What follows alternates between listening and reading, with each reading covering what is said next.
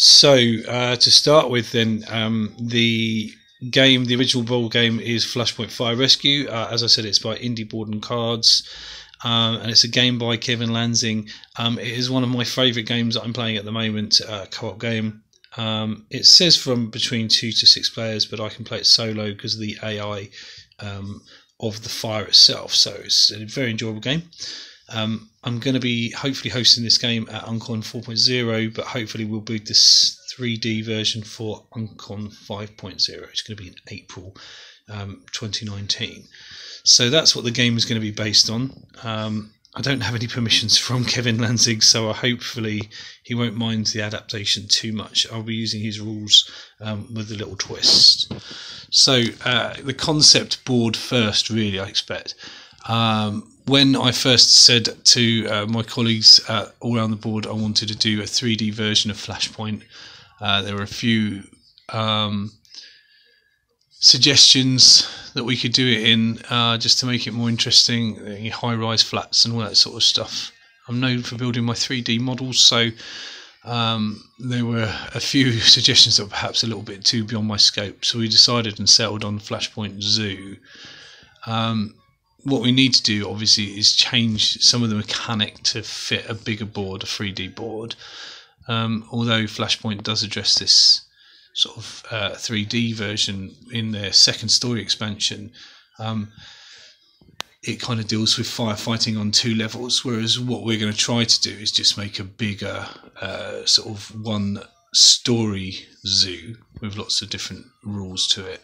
So first of all, I sort of said, well, what's the original design going to be? And that was going to be kind of like the board, just a simple square with different cages around the sides, or enclosures I should say, rather than cages, and a rally point in the middle where all they can be rescued to. However, the game itself has fire engines and ambulances around the edges of the board, so there is also an option that I might think about doing it for that. So far this is just a concept, so it's a bit more difficult to kind of visualize what we need to do just yet. So this is just one of the things that we're going to do. Based on a grid system, I might make it a little bit more, I don't know, flowy, so people think it's more sort of natural, and have some curves built into some of the pathways and enclosures and stuff like that. But Flashpoint is actually built on a grid system, so there is some certain logistics to that.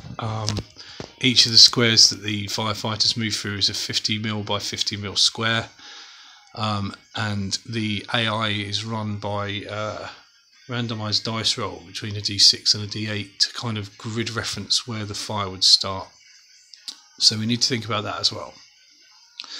So essentially, how big do we want the board to be?